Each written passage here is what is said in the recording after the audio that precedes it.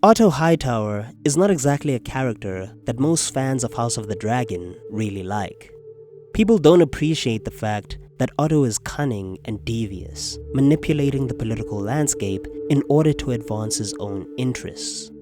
This makes people dislike Otto because he is so ambitious and self-serving, and it also doesn't help that he doesn't exclude his children from all of these sly schemes. I thought you might go to him, offer him comfort.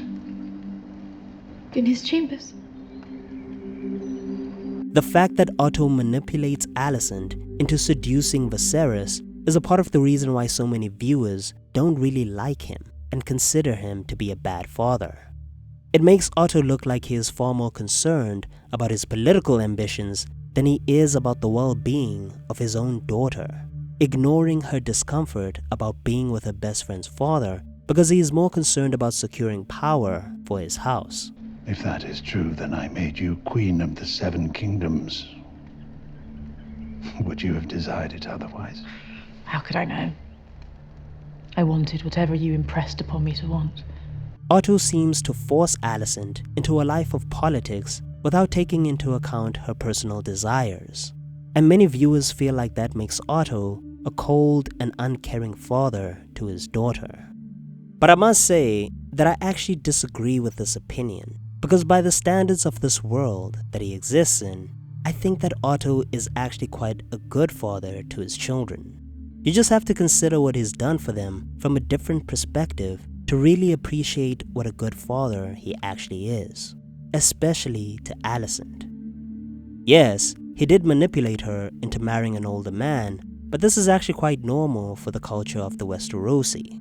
Lysa Tully was significantly younger when she married Jon Arryn, an older man who was already in his late 40s in the books.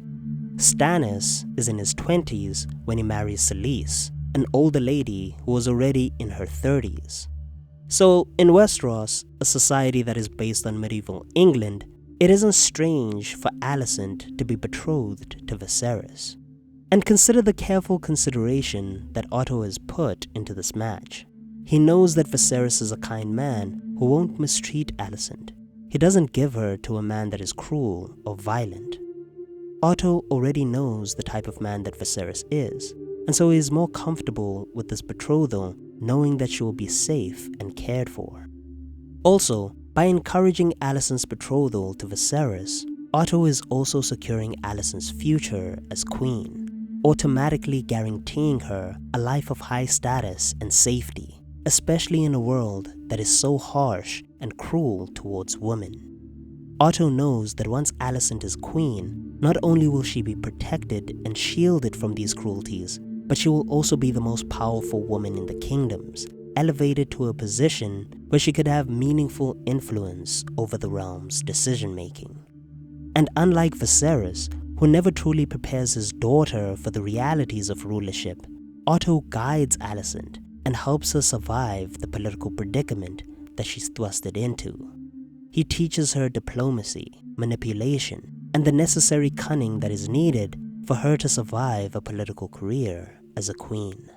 Now go to him, be penitent, plead the injury to your son, keep a grip on your passions, and I promise you in time you and I together will prevail. In the book, Alicent actually does learn a lot from Otto, and she ends up being just as cunning and as pragmatic as he is. On the show though, that process seems to be taking a bit longer, but at least they still show how Otto guides his daughter. He clearly loves her and cares about her survival in King's Landing, and that is why he works so hard to try and make her understand how to play the game. And although people like to say that Otto is a cold and uncaring man, there are still moments where he shows genuine concern for his children.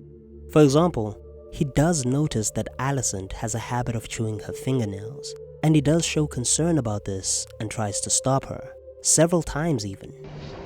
Stop that. Why do you destroy yourself? Otto does care about his daughter's well-being, which is why he tries to warn her about what Rhaenyra will do to her children if she comes into power. Otto understands how the Game of Thrones is played, so he knows that in order for Rhaenyra to secure her position, she'll have to kill Alicent's children first.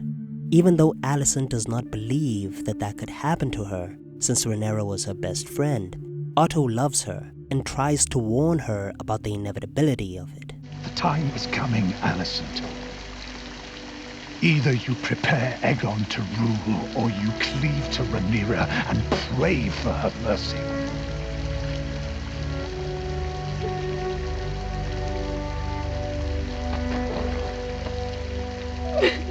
In the book, Otto even cares for his son, GWAYNE. It's something that's very unclear on the show, but when Otto comes to King's Landing, he brings GWAYNE along with Alicent to the Red Keep. It could also be the case that since he manipulated Alicent into seducing Viserys, he might have tasked GWAYNE with doing the same thing to Rhaenyra. GWAYNE was roughly the same age as Rhaenyra when he arrived in King's Landing, and so growing up, he would have known her and maybe even tried for her hand. It's said that Rhaenyra had many suitors as she grew up, so Otto might have encouraged GWAYNE to be one of them. If he had succeeded, he could have been the king of the realm, a prospect that Otto might have allowed and supported.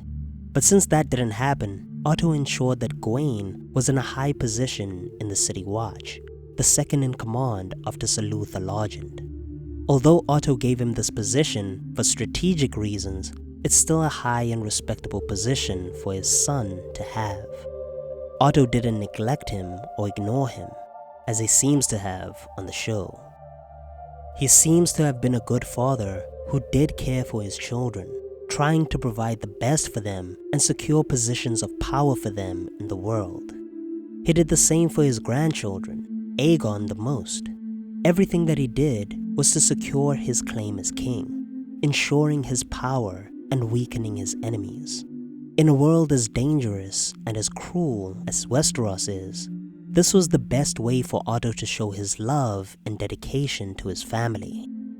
He wasn't always warm or tenderly in showing his affections, but I don't think that there can be any doubt that he genuinely loved his children and grandchildren. He loved Alicent, he loved GWAYNE, and he loved his grandchildren dearly and fully, because he did his very best to try and protect them and ensure high stations for them before he died. And he mostly succeeded in that. That's literally what a good father is supposed to do in Westeros. Or is it? What do you think? Is Otto Hightower a good father? Let me know down below in the comments section, and if you like this video, please click the thumbs up button and subscribe to the channel for more content. In the description box, you could also follow the link and buy the A Song of Ice and Fire books for yourself. But I hope that you enjoyed the video. Thank you for watching. Peace.